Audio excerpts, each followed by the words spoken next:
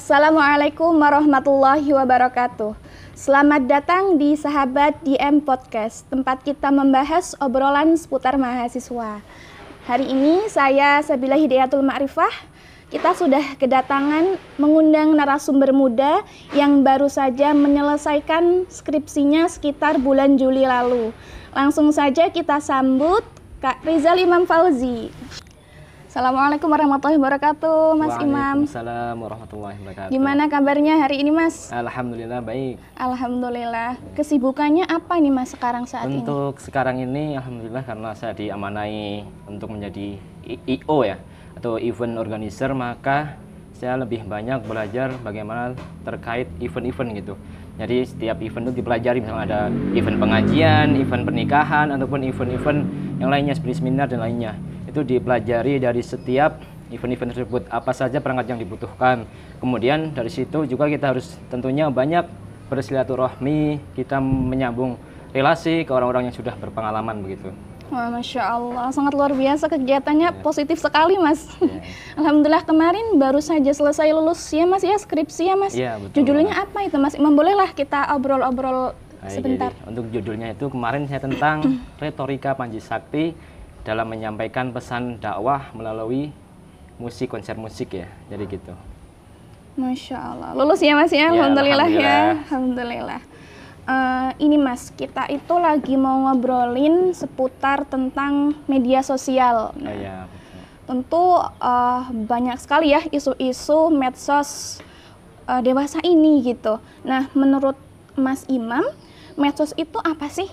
Oh ya, betul ya, terima kasih. Jadi kalau kita berbicara tentang medsos ya, jadi medsos itu kalau di dalam buku media sosial karya Dr. Nasrullah itu disampaikan bahwa media sosial itu adalah sarana di dalam internet yang memungkinkan seseorang ataupun pelaku medsos itu menggunakan untuk berbagi, berkomunikasi ataupun berinteraksi begitu.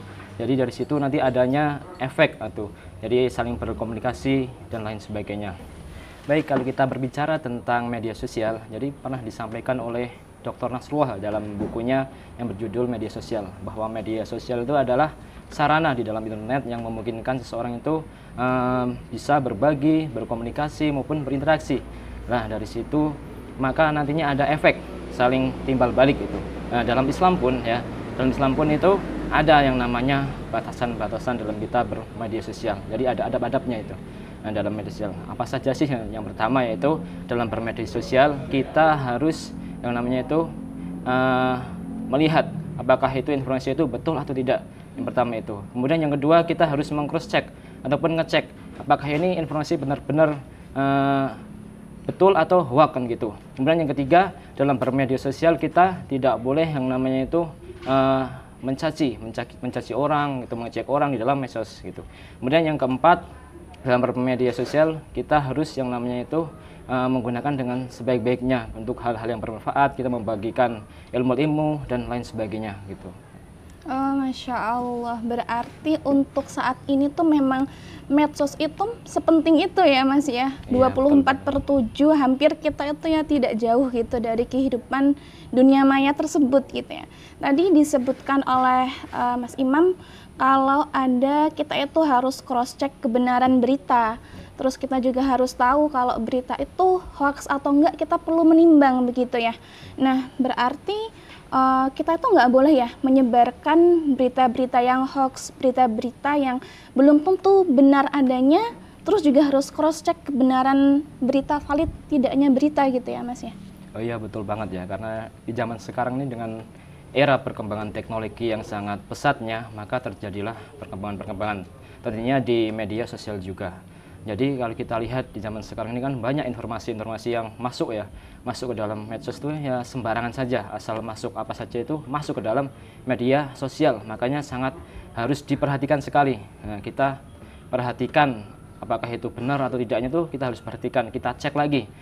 Itu sumbernya di mana, itu benar atau tidak itu harus kita cek. Dan tentunya dalam bermedia sosial kita harus tahu juga manfaatnya. Apa saja sih manfaat dari media sosial kan gitu. Jadi sebenarnya banyak manfaat-manfaat ini. Yang pertama yaitu salah satu manfaat media sosial itu yaitu untuk kita bersosialisasi. Jadi kita bisa saling mengenal misalnya dengan orang-orang di luar itu, kita bisa saling tahu gitu dengan adanya media sosial. Kemudian yang kedua, kita bisa memperluas lingkaran pertemanan. Jadi kita bisa menambah teman, jadi tidak hanya di misalkan satu kampung saja, tetapi kita bisa misalkan satu kota, satu negara, bahkan bisa ke luar negara juga. Kita bisa menambah teman-teman dari luar gitu kan. Kemudian yang ketiga, manfaat dari media sosial adalah penunjang bisnis kan gitu. Jadi dengan adanya media sosial memudahkan kita dalam berbisnis, misalkan kita mau menge-share, kita mau berpromosi dan lain sebagainya, itu sangat mendukung sekali. Kemudian ada lagi bahwa manfaat media sosial itu adalah menambah ilmu baru. Karena biasanya kan ada banyak orang-orang yang menge-share ilmu-ilmu, misalkan tentang apa gitu kan, tentang ilmu yang baru, pasti di situ pasti ada, kita bisa mengambil dari ilmu tersebut setiap kebaikan yang ada di dalamnya. Selain itu masih banyak lagi, salah satunya yaitu untuk hiburan kan gitu. Kalau orang-orang zaman sekarang kan kebanyakan hanya digunakan sebagai hiburan gitu kan, buat senang-senang dan lain sebagainya begitu mungkin. Wah, ini insight yang sangat bagus ya Mas. Ternyata media sosial itu gunanya nggak sekedar untuk yang fungsi terakhir tadi, karena kita sering menyalahartikan gitu ya. Kita gunakan hanya untuk fungsi yang hiburan saja. Kita lupa bahwasanya banyak fungsi-fungsi yang sudah Mas Imam tadi jelaskan untuk kita mengambil manfaat positif dari bermedsos tersebut. Nah, Masya Allah Mas. Jadi menanggapi kasus yang sedang trending saat ini. Jadi beberapa waktu lalu itu kita dihebohkan di sosial media itu dengan satu video viral. Video viral mengenai salah satu yang terjadi pada konten kreator. Jadi dia ini mengalami kasus KDRT. Nah, tentunya sebab daripada dia viral itu karena ya dia punya followers yang banyak gitu ya. Karena kalau kita bisa lihat ya kekuatan netizen itu ya, the power of netizen gitu. Nah, bagaimana Mas Imam menanggapi kasus viral terkait hal ini? Baik, terima kasih. Jadi dengan adanya media sosial ini pastinya bisa menyebarluaskan yang namanya informasi kan gitu. Jadi adanya media sosial ini lebih cepat informasi apa saja. Apalagi yang tadi sudah disebutkan ya, misalkan sudah selebgram gitu kan, bahasanya sudah banyak followernya, pasti banyak gitu yang langsung melihat gitu kan, pengen tahu wah ini ada apa kan gitu kan, ini kasusnya seperti apa dan lain sebagainya. Maka harus sangatlah berhati-hati dalam kita menggunakan medsos itu gitu. Siap.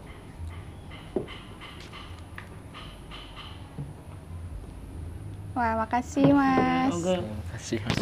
Ayo Mas Imam silahkan sembari dinikmatin ini minumnya. Oke. Kita lanjut ngobrol lagi, boleh ya Mas ya? Iya. Ya, oke. Tadi ya berkaitan dengan yang disampaikan Mas Imam tuh, itu memang benar adanya ya Mas ya. Terkhusus nih topik mengenai marriage is scary itu memang sedang trending sekali Mas. Iya. Santer sekali dibicarakan oleh para remaja. Jadi para remaja ini boleh dikatakan itu jadi ada kekhawatiran untuk menuju ke jenjang pernikahan gitu.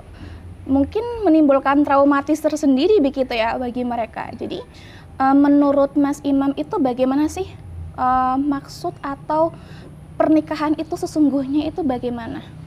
Pernikahan ya, jadi kalau kita berbicara tentang pernikahan itu sebenarnya sangatlah luas, sangat dalam ya. Jadi kalau kita bahas itu sangatlah panjang, namun mungkin sedikit yang saya ingin sampaikan ya. Jadi dalam pernikahan itu harus ada yang namanya visi dan misi dari setiap orang yang mau menikah, harus punya visi dan misi. Apa sih tujuan dalam pernikahan itu kan gitu.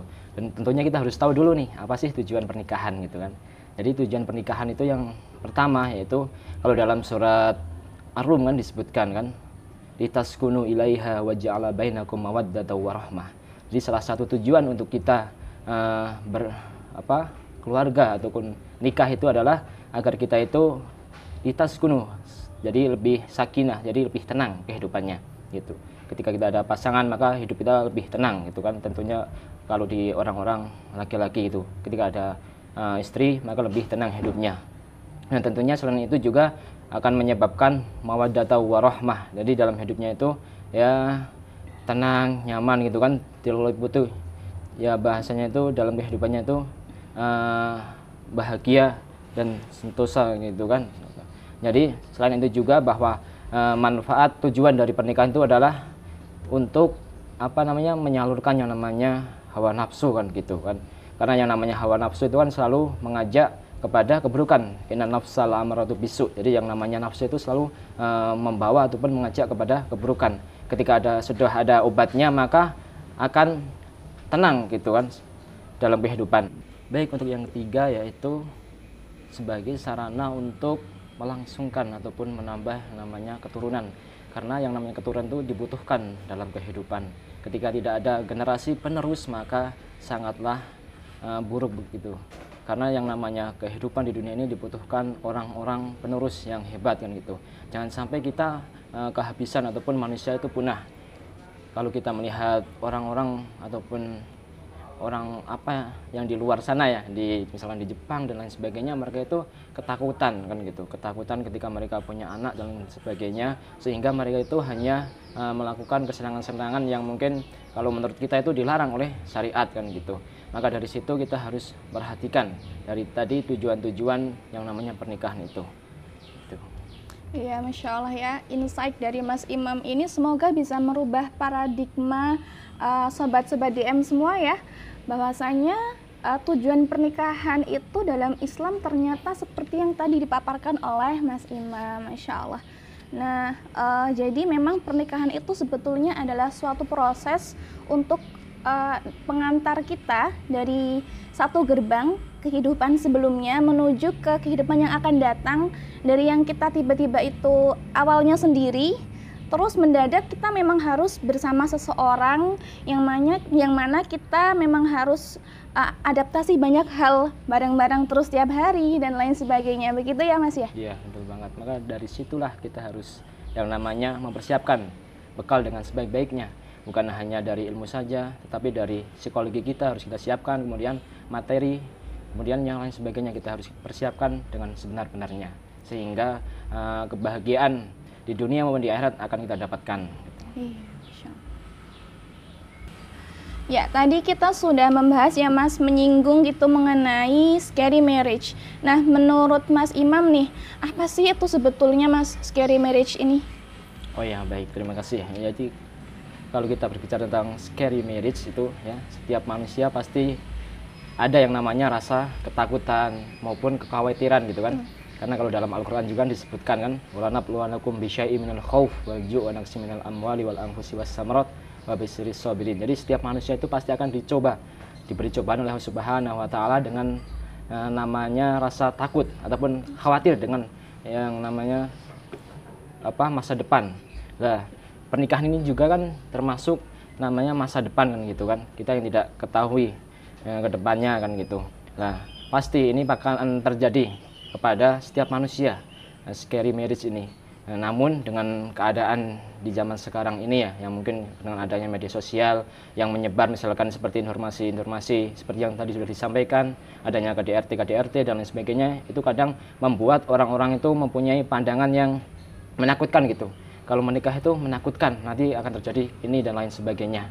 Maka dari situ kadang manusia itu akan merasa takut dengan yang namanya nikah kan gitu. Iya, iya, Insya Allah. Jadi sampai segitunya ya, efeknya dari tadi scary marriage itu ya Mas.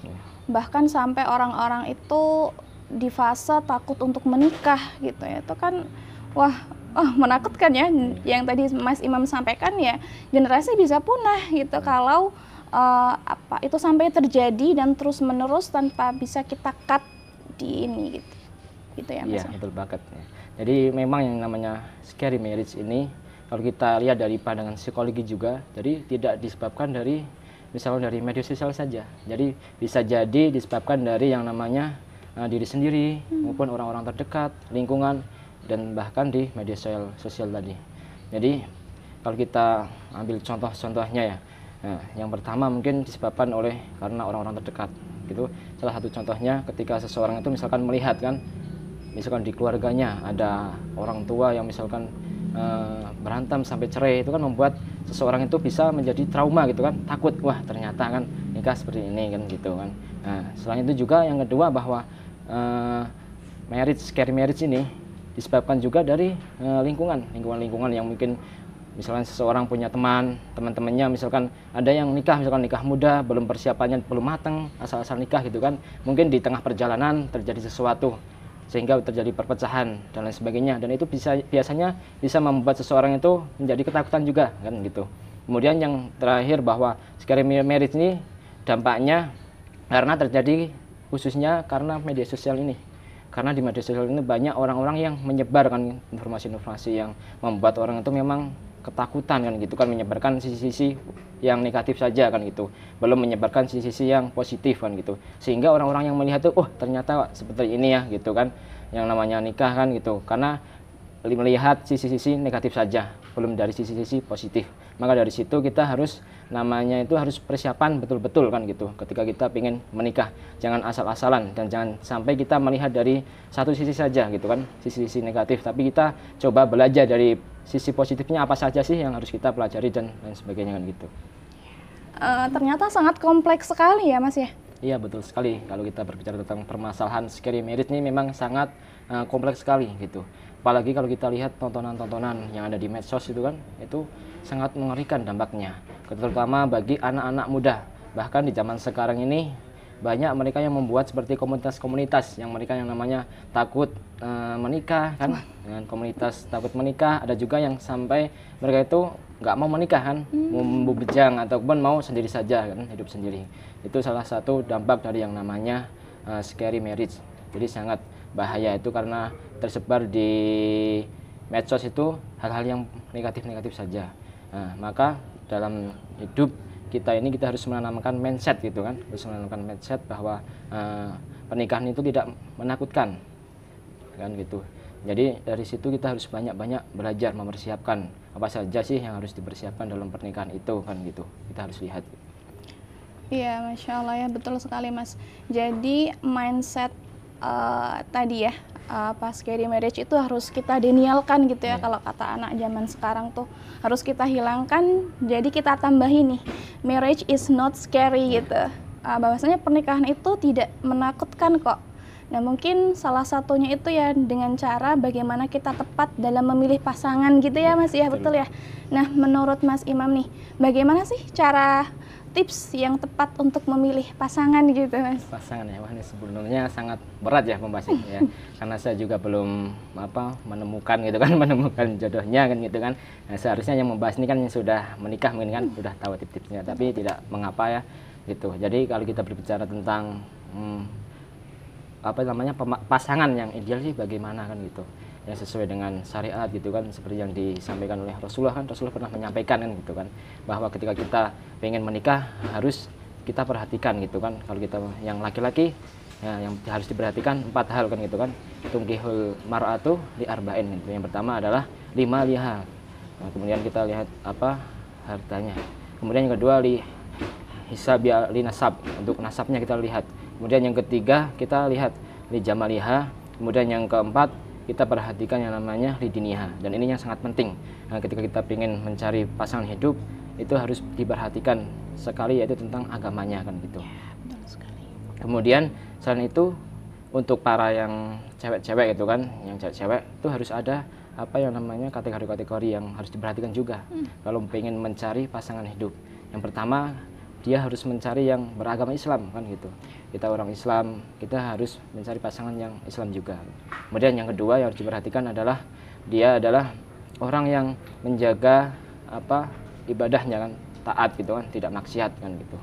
Kemudian yang ketiga, seorang wanita itu harus memperhatikan yang namanya laki-laki itu harus bertanggung jawab kan gitu, harus mau mencari nafkah gitu, harus bertanggung jawab segalanya terhadap istrinya. Karena ketika seseorang sudah mengucapkan gitu kan, misalkan bahasanya qabil tuh, saya menerima kan, seluruh tanggung jawab itu diberikan kepada kita, maka dari situ kita sebagai seseorang manusia harus diperhatikan betul kan gitu.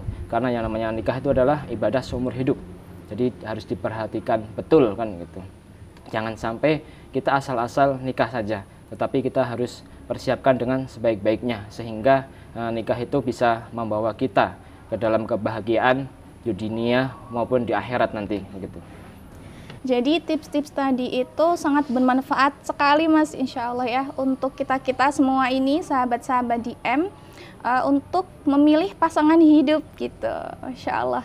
Nah, selain itu tadi juga ya, tips mengenai memilah dan memilih tontonan-tontonan yang bisa kita lihat di medsos gitu ya. Jadi ketika kita bisa bijak dalam bermedsos itu, maka kita bisa mendapatkan sisi positifnya juga, tidak hanya sisi negatif yang mungkin tadi ya mempengaruhi pemikiran kita, paradigma kita tentang menikah, begitu ya? Iya, betul banget.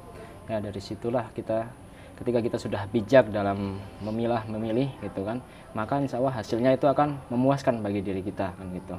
Jadi memang buat tambahan ya, ketika kita pengen menikah itu kan, kita tentunya harus juga perbaiki diri kita kan gitu, karena jodoh itu adalah cerminan dari diri kita kan gitu. Nah, maka kita harus perbaiki dengan sebenarnya, dan di samping itu kita harus barengin dengan yang namanya doa, sehingga hasilnya nanti Allah Subhanahu wa taala akan mempertemukan dengan yang sebaik-baiknya, yang bahasanya sekufu dengan kita gitu. Amin, amin ya rabbal alamin. Pembahasan sangat menarik ya Mas ya. Semoga dengan apa yang sudah kita bincang-bincang tadi tuh membawa manfaat yang sangat besar untuk sahabat-sahabat DM ya, terkhusus gitu, bahwasanya memang menikah itu ya tidak menakutkan, dan jika kita tahu atau kita rubah niat kita gitu untuk menikah itu ya sebagai ibadah, memenuhi sebagian atau separuh dari dini kita begitu ya. Nah, alhamdulillah sekian bincang-bincang kita bersama narasumber kita hari ini, Kak Imam ya, Mas Imam ya, alhamdulillah. Semoga bincang-bincang ini bisa menjadi manfaat untuk kita semua ya, sobat DM semua. Saya Sabila undur diri, mohon izin pamit. Wassalamualaikum warahmatullahi wabarakatuh. Waalaikumsalam warahmatullahi wabarakatuh.